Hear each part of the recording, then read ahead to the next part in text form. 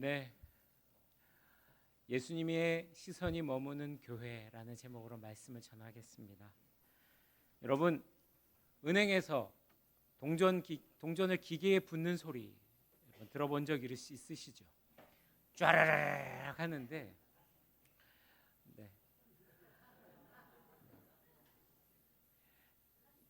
네, 작은 동전들이 부딪혀서 꽤 소리가 크더라고요.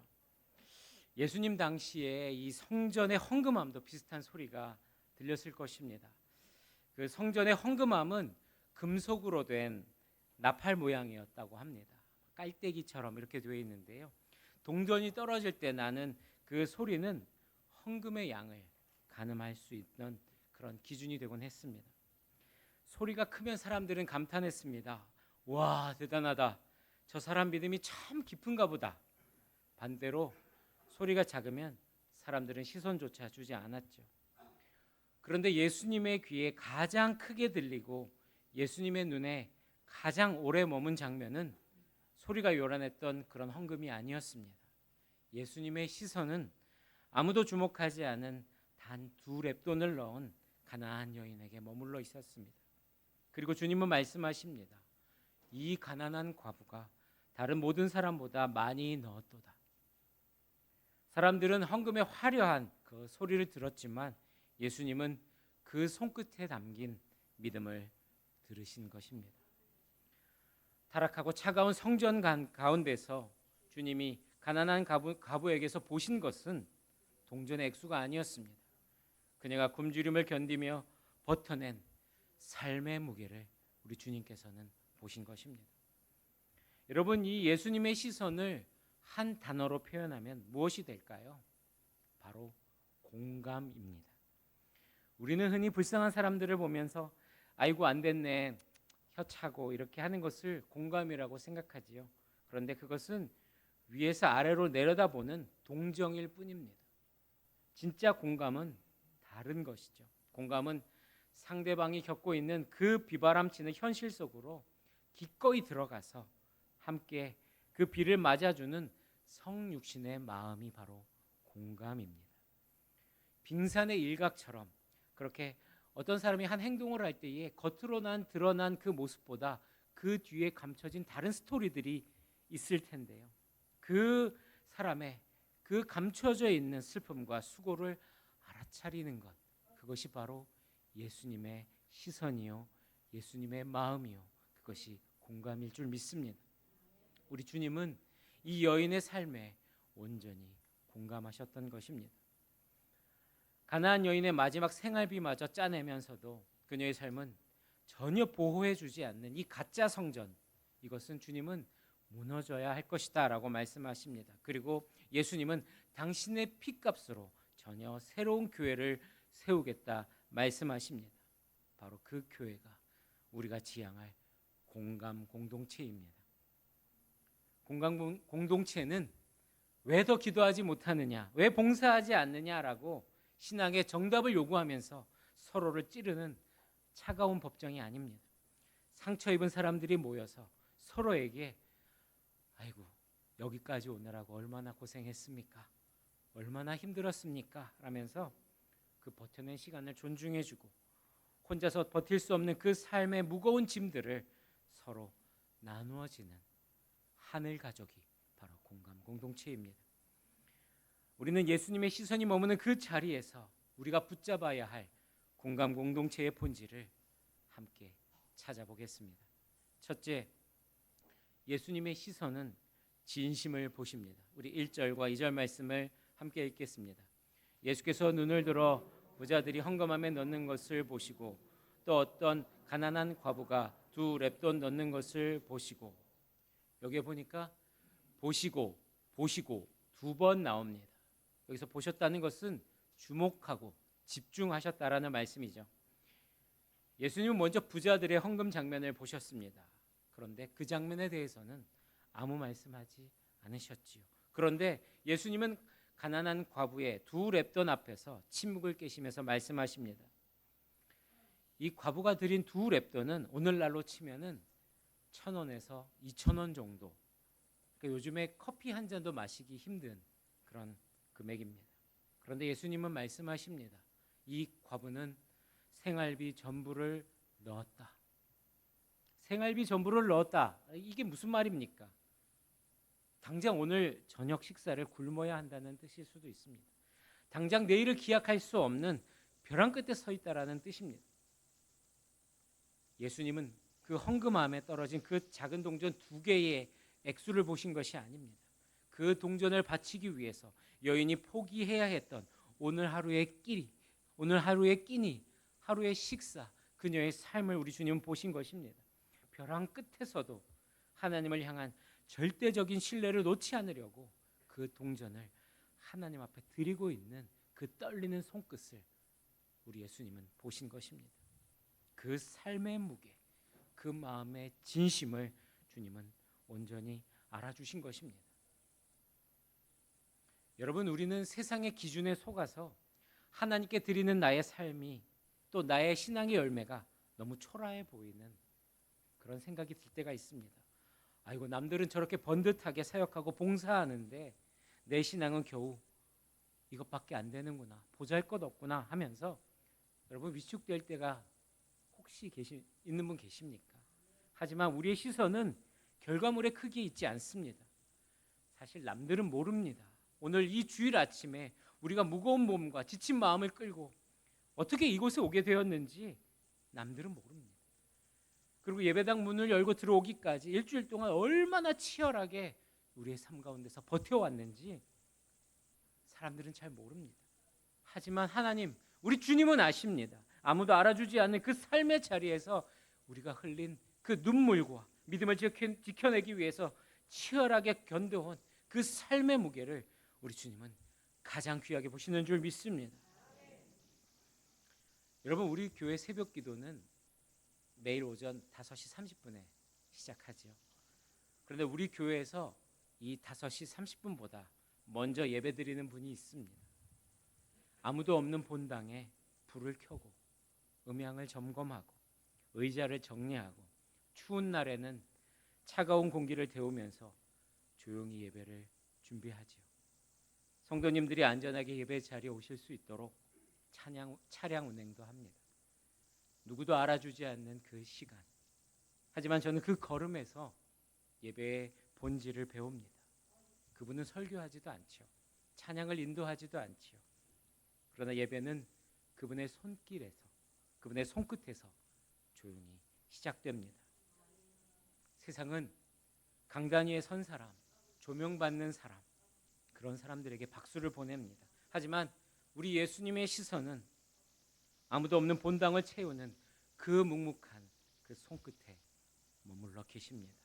2 렙돈을 쥐었던 과부의 떨리는 그 손끝을 보셨듯이 우리 주님께서는 새벽 공기를 가르면서 운전대를 잡고 있는 그 투박한 손끝을 보시고 계십니다. 공감 공동체는 바로 이 예수님의 시선을 닮아가는 것입니다. 공감 공동체는 결과가 아니라 그 자리에 오기까지 그 사람이 통과해온 치열한 과정을 함께 바라봐 주는 것입니다.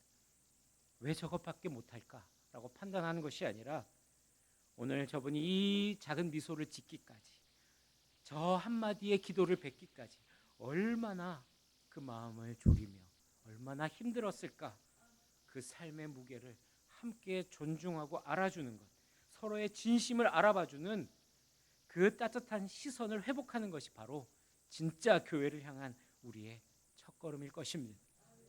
오늘 이 주일 누군가는 이 예배당에 들어와서 앉아있는 것, 그 자체가 치열한 영적 전투에 승리한 분이실 수도 있습니다.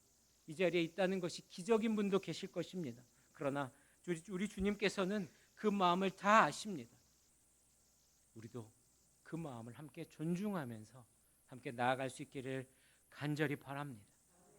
둘째, 예수님의 시선은 성전의 본질을 향하십니다. 우리 3절 말씀을 함께 읽겠습니다. 이르시되 내가 참으로 너에게 말하노니 이 가난한 과부가 다른 모든 사람보다 많이 넣었도다. 여러분, 우리가 읽은 이 본문은요, 한 여인의 위대한 믿음을 칭찬하는 훈훈한 장면만은 아닙니다. 사실 이 이야기는 이 헌신이 왜 이토록 가슴 아픈가라는 슬픈 이야기이기도 합니다. 예수님 당시의 과부는 유대 사회에서 가장 약하고 소외된 존재였습니다. 당시 관습에 따르면 남편이 죽으면 그 과부는 재산을 바로 상속받지 못했습니다. 그리고 그 재산은 종교 지도자들에게 분배되고 때로는 시댁이나 친척이 가져가기도 하고 심지어는 서기관들이 직접 그 재산을 가로채는 일도 비일비재했습니다. 과부는 마땅히 공동체의 보호를 받아야 할 그런 연약자였습니다. 성경에도 이 사람들을 보호하라고 분명히 말씀하고 계셨죠. 그런데 실제로는 이 과부들이 가난과 외로움과 또 내일에 대한 불안함 속에서 그렇게 내던져 버린 그런 인생이었던 것입니다. 그래서 하나님께서는 이 율법을 통해서 번복해서 명령하고 계십니다. 너는 과부나 고아를 해롭게 하지 말아라. 그리고 그는 고아와 과부를 위하여 정의를 행하시며라고 분명히 말씀해서 이 고아를 또 이 과부를 연약자들을 돌보라고 분명히 말씀하고 있습니다. 그런데 이 과부는 마땅히 보호받기는커녕 마지막 남은 생명줄인 그 동전 두 잎을 그렇게 성전의 헌금함에 내어놓고 있습니다. 예수님은 이 여인의 믿음을 귀하게 보셨지만 동시에 헌신을 강요하고 약자의 가산을 삼키는 타락한 종교 체제에 대해서는 무섭게 고발하고 계시는 것입니다. 바로 앞절 우리가 읽지 않았지만 누가복음 20장 47절에는 이렇게 기록되어 있습니다. 그들은 과부의 가산을 삼키며 외식으로 길게 기도하니 그들이 더 엄중한 심판을 받으리라. 이 여인은 공동체의 따뜻한 돌봄 대신에 신앙이라는 이름의 무거운 부담 속에서 자신의 마지막 생계를 쏟아붓고 있었던 것입니다. 그녀의 헌신은 아름답지만 그 헌신을 당연하게 여기고 소비해버리는 성전의 구조는 분명히 타락한 것이었습니다. 여러분, 성전의 본래 의미가 무엇입니까? 성전은 본래 고아와 과부와 나그네가 하나님의 긍휼을 경험하고 도움을 받아야 하는 그런 곳이었습니다. 그런데 예수님 시대의 성전은 달랐습니다. 그 당시 성전은 솔로몬이나 느헤미야 시대의 성전이 아닙니다. 에돔 출신의 헤롯 대왕이 자신의 정치적인 입지를 굳히기 위해서 유대인들의 환심을 사기 위해서 그렇게 화려하고 큰 그 성전을 지으려고 그렇게 확장한 성전이 바로 지금 이 시대의 성전인 것입니다. 이 큰 토목 공사를 위해서 막대한 재정이 필요했고 그 비용은 고스란히 백성들의 성전세와 헌금으로 충당된 것입니다. 가난한 과부가 드린 두 렙돈은 하나님께 드린 예물이기도 했지만 동시에 헤롯의 정치적인 야욕을 채우는 성전 공사의 비용으로 그렇게 사라졌을 가능성이 더 큰 것입니다. 성전이 약한 자들을 위한 그늘이 되어주는 것이 아니라 오히려 그들의 전부를 뺏고 압박하는 장소가 되어버린 것입니다. 그렇다면 성전의 본질은 무엇입니까? 성전은 하나님의 임재가 머무는 곳입니다. 예배를 드리고 죄 씻음이 이루어지고 전인적인 회복이 일어나는 곳이 바로 성전입니다. 고아와 과부 같은 약자들이 돌봄받는 긍휼의 중심지입니다. 하지만 예수님께서 바라보신 지금의 성전은 이 모든 본질을 상실하고 말았습니다. 그래서 주님은 침묵하지 않으신 것입니다.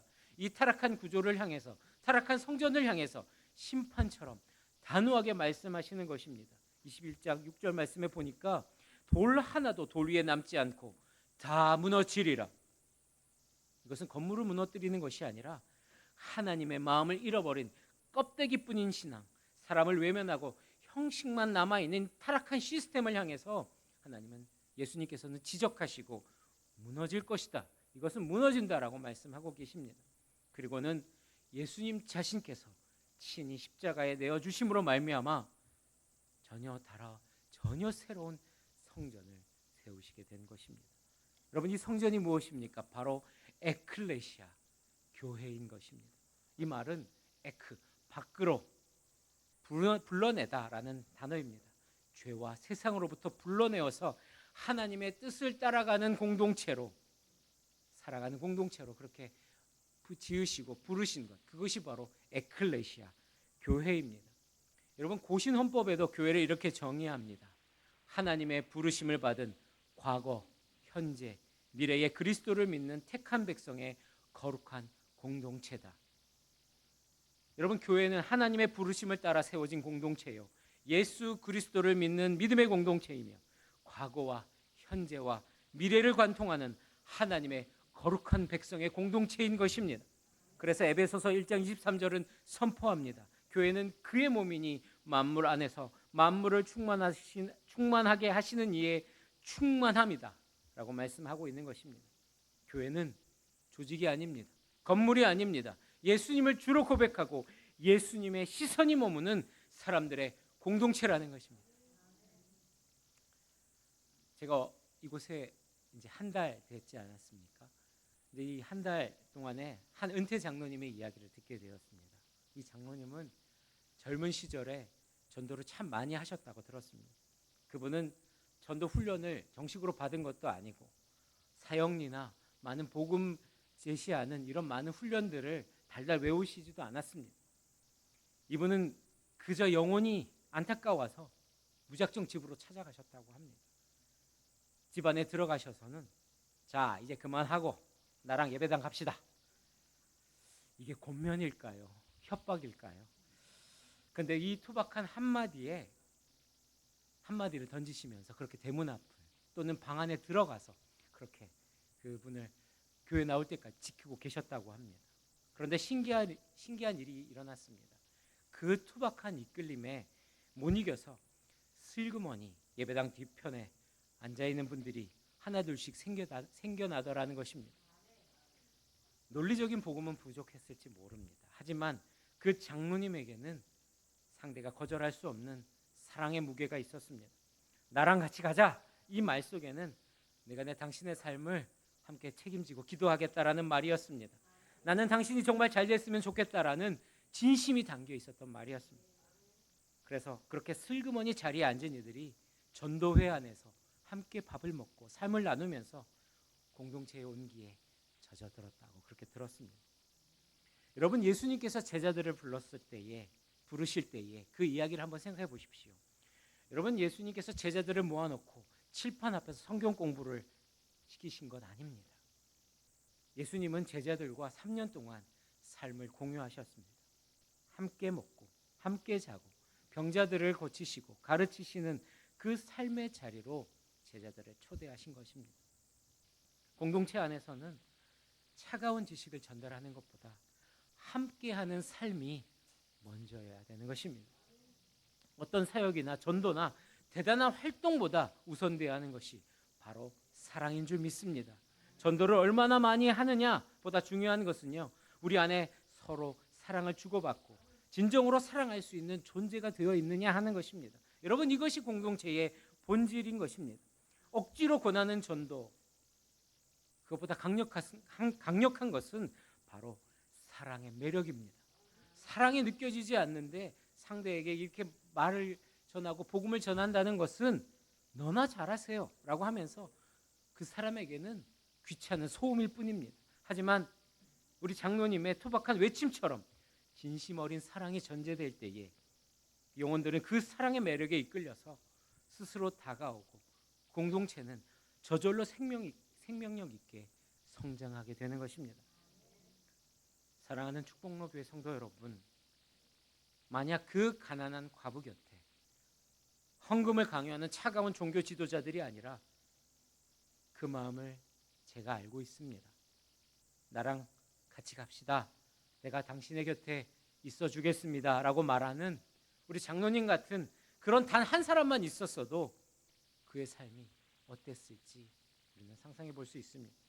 논리를 이해하는 사람은 머리만 끄덕입니다. 하지만 사랑으로 품은 사람은 온몸이 함께 움직이게 되는 것입니다. 발걸음을 옮기게 되는 것입니다. 우리가 지향하는 공간 공동체는 바로 이런 것입니다. 정답을 제시하고 헌신을 소비하는 그런 법정이 아닙니다. 사랑의 매력으로 누군가의 삶에 찾아가서 곁을 지켜주는 것입니다.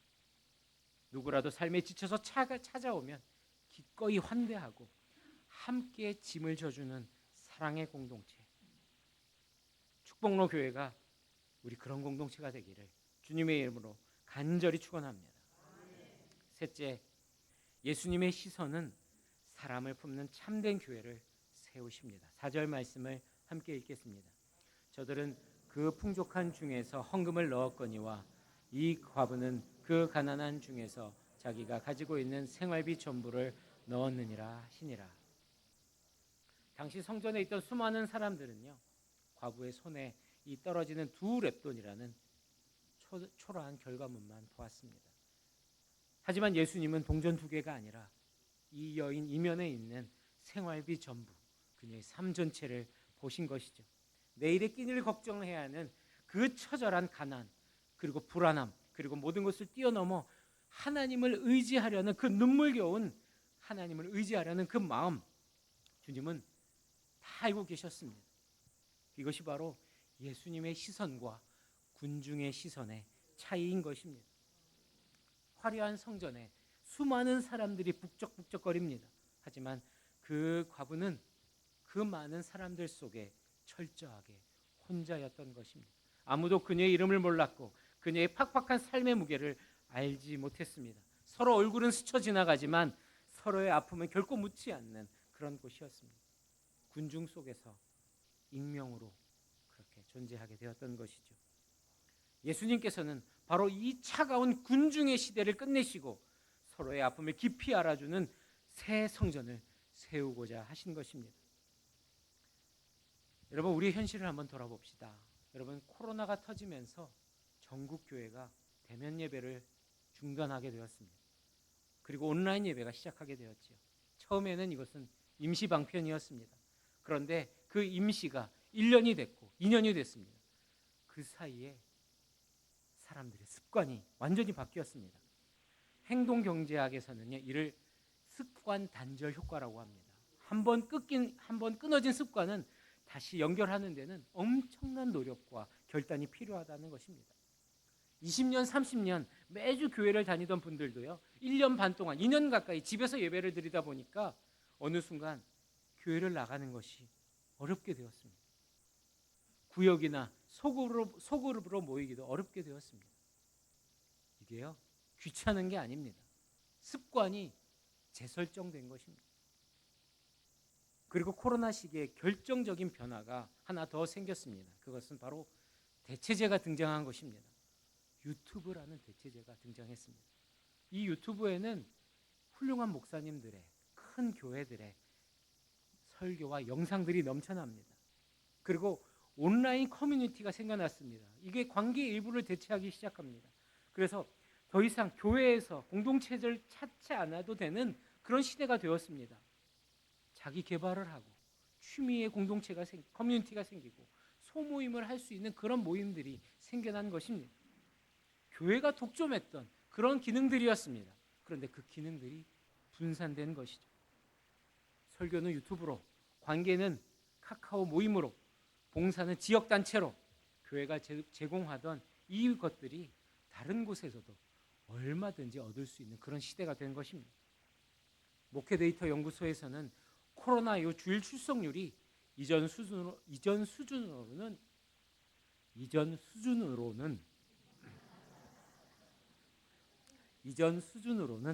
회복되지 않는 교회가 대다수라고 그렇게 보고하고 있습니다.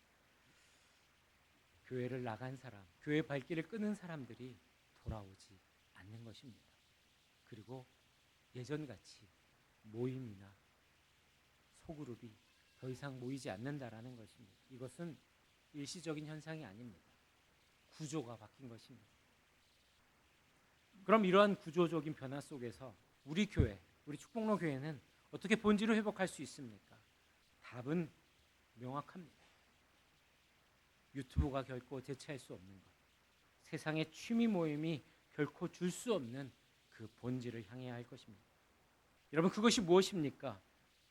바로 내 삶의 생활비 전부, 가장 밑바닥의 아픔까지 헤아려주는 그런 공감 공동체인 것입니다. 여러분, 화면 속의 목사님은 내 눈물을 닦아주지 못합니다. 화려한 예배의 무대는 내 삶의 2렙돈의 무게를 덜어주지 못합니다. 하지만 내 곁에 있는 우리 구역 식구들은, 우리 기관의 식구들은 나와 함께 울어줄 수 있는 분들입니다. 한 청년의 이야기입니다. 해군 장교로 복무를 하면서 성실하게 재정을 모았습니다. 그리고 앱을 개발하는 회사를 창업했습니다. 그런데 그 결과는 처참한 실패만 돌아오고 말았습니다. 돈을 날린 것은 물론 인생의 방향마저 잃어버린 것입니다. 그리고 그는 어릴 적부터 다녔던 고향 교회로는 돌아갈 수가 없었습니다. 망했다라는 소문이 가십거리가 되는 것을 견딜 수가 없었기 때문입니다. 실패한 삶을 두고 이러쿵저러쿵 말하기를 좋아하는 사람들의 시선이 무서웠던 것이죠. 그래서 자신을 아는 사람이 아무도 없는 어느 낯선 교회를 무작정 찾아갔습니다. 그런데 그 교회 목사님이 예배당 한 구석에 앉아 있는 그 청년을 보는 순간에 직감했습니다. 아이고, 이대로 내버려두면 큰일 나겠네. 목사님은 이 형제와 이야기를 하면서 그냥 흔한 위로의 말 대신에 숙제를 내주었습니다. 형제님, 내일 아침 8시까지 교회로 오세요. 그때부터 목사님은 청년을 아예 끼고 살기 시작했습니다. 아침, 점심, 저녁, 세 끼를 무조건 같이 먹었습니다. 그리고 신방과 사역도 매일 데리고 다녔습니다. 이 청년이 혼자서 그렇게 딴 생각할 틈조차 주지 않았던 것이죠. 그리고 교회에서는 그에게 실질적인 길을 열어주었습니다. 인테리어 기술 교육을 권유하고 자금도 이렇게 작지만 되어주었습니다. 그리고 다시 일어설 수 있도록 그렇게 도와주었다고 했습니다. 놀랍게도 이 청년은 그 일이 재미가 있고 또 자리를 잡기 시작했습니다.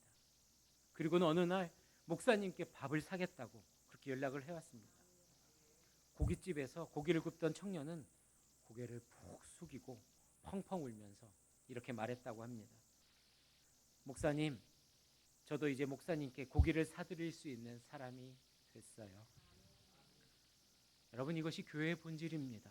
늘 일방적으로 사랑받던 그런 존재였지만 이제는 누군가에게 사랑을 되돌려줄 수 있는 존재로 그렇게 회복된 것이죠.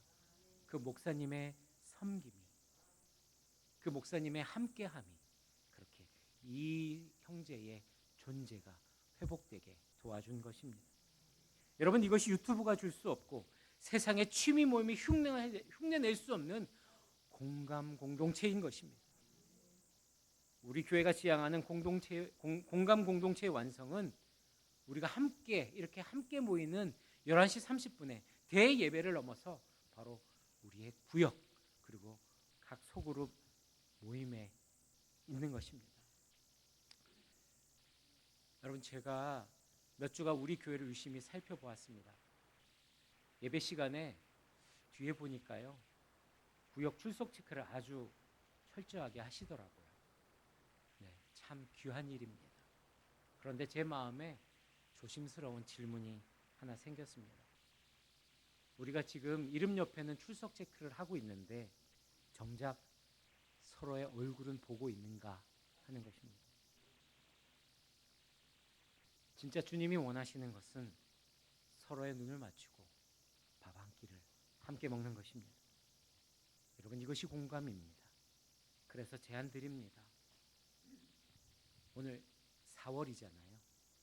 5월에 전교인 연합예배에는 예배 후에 우리 구역 식구들 식당에서 밥 먹을 때 함께 앉아서 한번 식사하시는 건 어떨까요?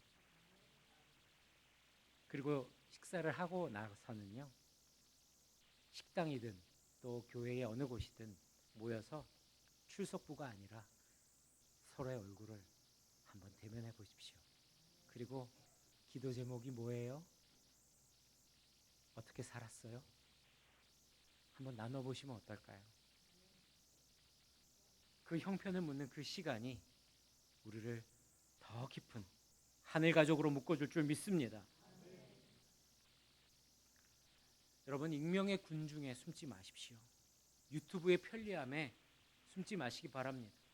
여러분, 대예배에서 받은 은혜가 있다면 여러분의 구역과 여러분의 소그룹에서 함께 나눠보시기 바랍니다. 하나님께서는 서로의 삶을 헤아리며 밥상을 차려주고 눈물을 닦아주는 그 자리에 시선이 머무십니다. 여러분, 우리 공동체, 공감 공동체가 나아가는 우리의 발걸음은 분명히 명확합니다. 그것은 세 가지 방향이 있습니다. 판단을 멈추고 버텨낸 시간을 존중하는 것입니다. 우리 소그룹은 서로를 가르치고 교정하는 곳이 아닙니다. 일주일 동안 무너지려고 하는 그 마음을 다잡고 오늘 이 자리에 나와 있는 서로의 치열한 삶을 존중하고 응원해 주는 것이 바로 우리의 공감 공동체의 방향입니다. 여러분, 소비가 아니라 회복입니다. 주님이 하신 일들을 함께 나누고 기도하면서 위로를 경험하게 됩니다. 그리고 그 위로함 가운데 인격적인 전인적인 회복이 일어나게 되는 것입니다. 그리고 서로의 이야기를 비밀로 나눌 수 있는 안전한 피난처가 되는 것입니다. 군중에서 벗어나 소그룹으로 나아가야 합니다. 익명의 그늘에 숨지 마십시오. 소그룹 안에서 삶의 밑바닥을 나누시고 서로를 지탱해 줄 때에 우리는 종교인이 아니라 바로 그리스도의 몸된 가족이 될 줄 믿습니다. 여러분, 예배당이 크다고 좋은 교회 아닙니다. 프로그램 많다고 건강한 교회 아닙니다. 사람이 많이 모인다고 주님의 기쁨이 되는 것은 아닙니다. 교회는 크기보다 방향입니다. 성과보다는 중심이요, 조직보다는 진심인 줄 믿습니다.